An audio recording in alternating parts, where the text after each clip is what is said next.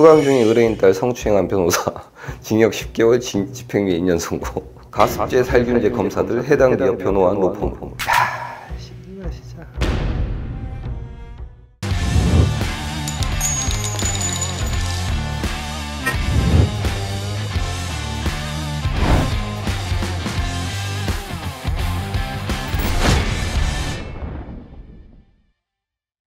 안녕하십니까, 박진 변호사입니다.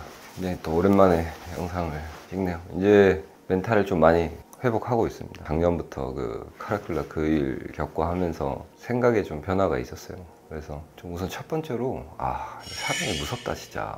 아니 뭐 내가 씨발 뭐 하지도 않은 걸 가지고 이렇게 뭐 욕 처먹고 뭐 이런 일들을 막 겪고 손해보고 이런 걸 겪으면서 도와주던 사람들이 막 풀쓰고 막 그것도 참 충격적이었고, 그리고 최근에 뭐 나라 돌아가는 꼬라지도 그렇고 뭐 여러 가지로 참 정말 사람이 무섭다 이런 생각이 많이 들어요 요새.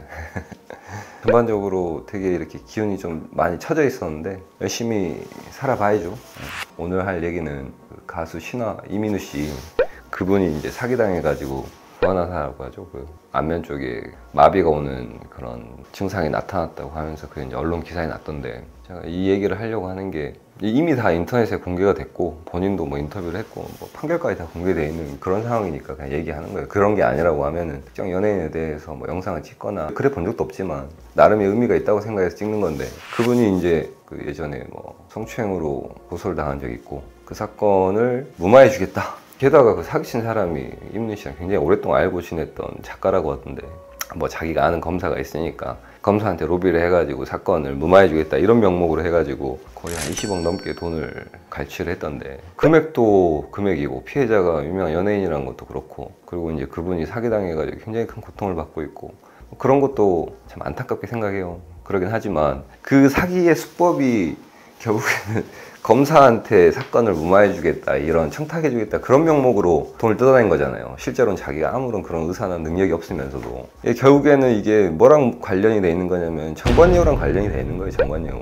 이민우 씨 사건을 보면서 정관예우의 어떤 문제점 이런 것들이 생각이 나더라고요. 그래서 이제 한번 얘기를 좀 해보자. 요약을 하면 이제 그거죠. 이민우 씨 아는 작가라는 사람이 이민우 씨가 그 성추행 고소를 당하자 그 사건에 대해서 뭐 담당 검사한테 로비를 해가지고 불기소 처분을 받게 해주겠다, 이제 이 명목으로 해가지고 처음에 7억인가 얼마인가를 사기를 치고 나서 그 불기소 처분이 나니까 그 사람 입장에서는 어쨌든 불기소 처분이 났으니 좋은 거 아니에요. 근데 그게 이제 연예인이다 보니까 언론 기사에 났는데, 너가 조심을 안 해서 언론 기사에 나서 돈 받고 불기소 처분을 해주는 검사들이 굉장히 곤란해한다. 그러면서 그 명목으로 해가지고 추가 돈을 또 뜯어낸 거란 말이에요. 이민우 씨도 본인 스스로 그런 얘기를 했던데 엄청난 가스라이팅을 당한 것 같아요 보니까. 그런 식으로 해가지고 추가적으로 금을 뜯어낸 건데, 사기친 작가 걔는 한 거의 1년 사이에 지금 한 26억, 27억 정도를 뜯어간 것 같은데, 사실 그분이 연예인이니까 더 저렇게 당했을 거예요. 결정적으로 성추행 고소건은 무혐의 처분을 받았단 말이에요. 결국에는 이게 대중의 관심을 먹고 사는 연예인들 입장에서 어쨌든 간에 언론에 나오는 순간 뭐 무죄 추정이 아니라 바로 뒤지는 거 아니에요. 뭐 사실관계가 어찌 됐든 간에 그냥 언론에 입방아가 오르내리기 시작하는 순간 뭐 지금 뭐 여러 이슈들이 많지만 뭐 위약금 문제도 있고 뭐 이미지 타격 이런 거 생각해가지고 엄청난 약자가 될 수밖에 없는 거고, 뭐 실체적 진실이 중요한 게 아니라 그 사건을 어떻게든지 막아야 되는 그런 절박한 심리를 사기친 작가 걔가 이제 이용을 한 거겠죠. 연예인들의 어떤 심리 상태나 이런 걸 너무 잘 알고 있었을 테니까. 근데 결과적으로 다 지나놓고 나서 보면은 씨발 뭐 그런 걸 왜 당하냐 그렇게 얘기할 수 있겠지만, 이제 막상 그 사람 입장에 서 있었다고 하면 굉장히 두렵고 무서웠겠죠. 그러니까 그렇게 해서라도 뭔가 막고 싶은 절박한 마음이 있었을 거다. 그거에 대해서는 인간적으로 이해가 돼요. 27억 사기치고 지금 징역 9년 나왔는데 이것도 존나 많이 나온 거예요. 뭐 9년이라고 하면 굉장히 적게 나왔다고 생각할 수 있겠지만 굉장히 많이 나온 겁니다. 27억에 9년이면.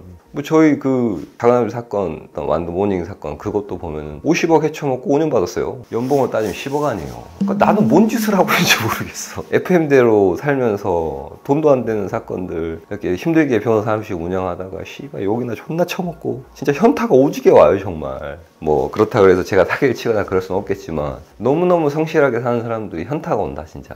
그리고 제가 수도 없이 말했지만 돈을 돌려받을 수 있는 길을 국가가 마련해줘야죠. 지금은 범죄자를 처벌하고는 끝이란 말이에요. 지금 국가가 그 이상을 책임져 주는 게 일절 없어요. 실제로 그 피해받은 돈을 회복하는 거는 아주 단순해요.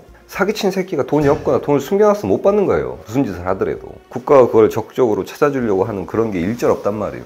그 범죄자들의 인권이나 그런 사기꾼들의 인권도 다 보호해주기 때문에. 하여간 그런데 이 판결 내용을 보면은 참 골 때리는 몇 가지 포인트가 있어요. 사기를 친 그 작가 쪽에서 한 주장에 대해서 나온단 말이에요. 어떤 주장을 했고 재판부에서 어떻게 판결했는지. 범죄 사실, 지금 범죄 사실 중에서 피고인이 했던 얘기가 내가 검찰 내부에 인맥이 있으니 무혐의 처분을 받을 수 있도록 도와주겠다. 고위직 검사에게 부탁하여 친분 있는 검사들에게 너의 강제추행 사건이 배당될 수 있도록 하고 뭐 이런 취지로 이제 얘기를 했다는 게 범죄 사실인데 이 얘기를 한 사실이 없다. 그게 이제 피고인 그 사기꾼 주장의 요지란 말이에요. 판결문을 보면은 녹음 파일이 있나 봐요. 녹음 파일을 증거로 제출했는데 설령 피고인이 이 부분 범죄 사실 기자와 같이 방금 그 얘기를 한 녹음 파일이 있다 하더라도 이는 피고인이 피해자와 통정해서 발언한 것으로 진위가 아니다. 이 주장을 했단 말이에요. 연기한 거라 이거야. 그 실제로 이게 판결문에 나와 있는 내용이에요. 단순하게 얘기를 하면은 아까 얘기했던 것처럼 내가 검찰 내부에 인맥이 있으니까 돈 주면 내가 뭐 배당해가지고 이렇게 무마해줄게. 이거 연기한 거란 거야. 녹음 파일이 있는데. 야, 씨발 진짜. 두 번째 주장은 그 돈을 요구한 사실이 없고 돈을 받은 사실도 없다. 그게 이제 핵심적인 주장이었던 것 같아요 보니까. 근데 물론 이제 그 주장이 안 받아들여졌으니까 징역 9년을 받은 건데. 실제 그래요. 근데 이거를 자기가 이제 재판을 해본 경험이 없는 일반적인 사람들 같은 경우에는 상상을 못할 만한 주장들을 하는 거예요. 상대방이. 실제 재판해보면 그렇거든요. 진짜 말도 안 되는 거짓말들, 정말 말도 안 되는 헛소리들, 이런 것들을 아무렇지도 않게 해요. 아무렇지도 않게. 그러니까 그 재판을 진행하면서 아마 그 피해자인 이민우 씨는 저런 주장들을 들으면서 뭐 말로 표현할 수 없는 고통을 느꼈을 거라고 봐요.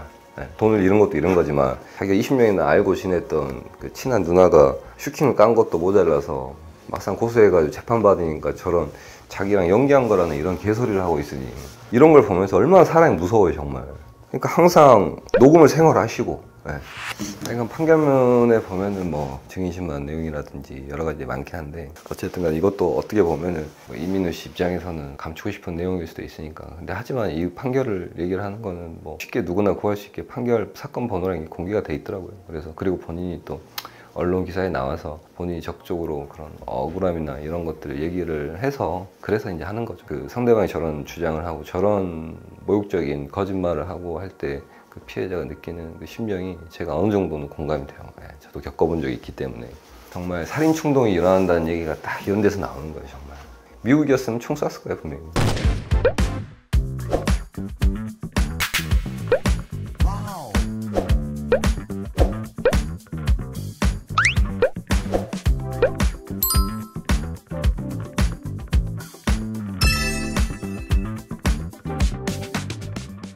최근에 이제 제가 아는 변호사 동생이랑 밥을 먹다가 너 어떻게 사냐 막 이런 얘기 하다가 사기친 사기꾼 새끼가 한 명 이제 A라는 로펌에 상담을 하러 갔어요. A라는 로펌에서 뭐 이제 이래 해서 우리가 이렇게 해줄게 해서 뭐 수임료 얼마고 딱 이렇게 얘기를 했는데 A라는 로펌에 상담을 받더니 갑자기 사건을 수임하기 직전에 어디서 전화를 받고 저 한 군데만 더 갔다 올게요 하면서 B 로펌을 갔다는 거예요. B 로펌을 갔는데 결국에는 그 사기꾼 새끼가 B로펌을 선임을 했어. 왜 선임을 했냐면은 B로펌에 갔는데 얘가 이미 재판을 받고 있단 말이야. 그 변호사들이 그 사건의 담당 판사한테 얘 번호 앞에 전화를 해줬대. 그래서 이 사기꾼 이 새끼가 그걸 보고 재판부랑 통화가 되는 걸 보고 훨씬 더 비싼 돈을 주고 B를 선임을 한 거예요. 이게 현실이에요 진짜. 실제 있는 일이고 그런 일들이 우리 사법체계를 망치고 있는 거예요. 내가 잘못을 한 게 아니라 아휴. 우리나라가 내가 통계로 보니까 지금 OECD 국가 중에 사법 불신이 몇 등이냐면 OECD 34개국 중 33위. 안 믿는다는 거야. 그러니까 2016년도에 33위였어. 또 최근에 특히 사법체계에 대한 불신 응답률은 30개국 가운데 그리스 68.4%에 이어 두 번째로 높은 59%. 여전히 2등이네 OECD 중에서. 사람들이 안 믿는다는 거예요. 네, 법원의 판결이나 검찰이나 경찰 수사 결과에 대해서. 사기꾼이 보는 앞에서 담당 판사한테 전화를 때려버린대잖아요. 내가 사기꾼이라도 그 사람 선임을 하겠어. 나는 사기당한 사람들 소송하는데 100만원 200만원도 그 돈도 없어가지고 씨발 나한테 먹튀하고 그런 사람 얼마나 많은데. 그런 거 말고도 저도 봤어요. 저도 직접 본 거 있고 상대방 변호사가 씨발 위에 가서 판사실에서 판사랑 어깨동무하고 쳐내려오고 있고 제가 직접 본 거예요. 이거는 실제 재판이 진행돼. 당연히 증거 신청 같은 걸 받아줘야 되는데 안 받아줘. 이유 없이. 그런 같은 재판을 제가 실제로 해봤어요. 당해봤다고 제가. 판사들, 검사들, 경찰들 반성해야 돼요 정말. 변호사들 중에서도 문제 있는 사람들 많고 제 사무실 홈페이지를 최근에 개편을 하고 있는데 제가 한 거의 5년 전에 만들었던 거라서 기술 개발도 좀 있었고 최근에 다시 홈페이지를 개편하면서 다시 수정을 하고 있는데 제가 보다 보니까 이제 옛날에 만들었던 내용 중에 제가 그런 것도 만들어놨어요. 보니까 사법개혁 백과사전이라고 이것도 제가 하나 만들어 놓은 게 있더라고요. 그 내용이 뭐냐면은 검사, 경찰, 판사 돈 받아 처먹거나 뭐 잘리거나 이런 거 기사들만 모아가지고 제가 그 제 취미로 만들어 놓은 게 있단 말이에요. 그래서 제가 오랜만에 봐봤어요. 이거를 제목만 봐보면은 뇌물 상납으로 승진한 전남 경찰관들 유죄 판결에 파면, 검사가 고소인 뇌물 받고 기소 재심 청구 1년 감형, 수감 중인 의뢰인 딸 성추행한 변호사 징역 10개월 집행유예 2년 선고, 가습제 살균제 검사들 해당 기업 변호한 로펌. 제목만 들어도 충분히 예상할 수 있잖아요. 그렇기 때문에 사람들이 믿질 않는 거죠. 법원의 판결이든 검찰 수사 결과든. 계속 얘기하지만 대부분의 검사나 판사들은 정직하게 살고 정직하게 판결하고 하지만 실제로 뒤에서 벌어진 일들 중에서 정말 문제될 만한 저런 일들 많다. 재판에 영향을 부당하게 끼치고 아는 변호사라고 아는 뭐 판사라고 아는 검사라고 지들끼리 그들만의 일익에 서 서로 밀어주고 땡겨주고 이런 짓거리들을 존나게 한단 말이에요. 이제 그 과정에서 어떤 새끼들이 있냐, 딱 이 방송 작가 같은 놈들이, 그런 브로커들이 졸라 많아요. 졸라. 근데 정관유 정관을 보고 변호사를 선임하는 그 의뢰인들의 마음도 이해가 돼요. 그러니까 이게 굉장히 복합적인 거예요. 이게 단순히 정관유 살 내야 돼, 죽여야 돼, 이게 아니란 말이에요. 이렇게 할 수 없는 문제야. 이거는 생각보다 엄청나게 얽히고 설키고 꼬여있는 문제고, 그러니까 해결이 안 되는 거죠. 그러니까 그런 의뢰인들의 마음이 제가 이해가 안 되는 게 아니에요. 저는 솔직하게 그런 생각을 해요. 제가 이게 문제가 있다고 생각하지만 만약에 내 가족, 내 정말 가까운 사람이 정말 억울하게 누명을 쓰거나 죄보다 더 크게 책임을 져야 되는 그런 억울한 상황이 있었다고 하면은 정말 잘못된 거지만 그렇게 하고 싶다는 마음이 들 것 같아요. 정말 솔직하게 말해서.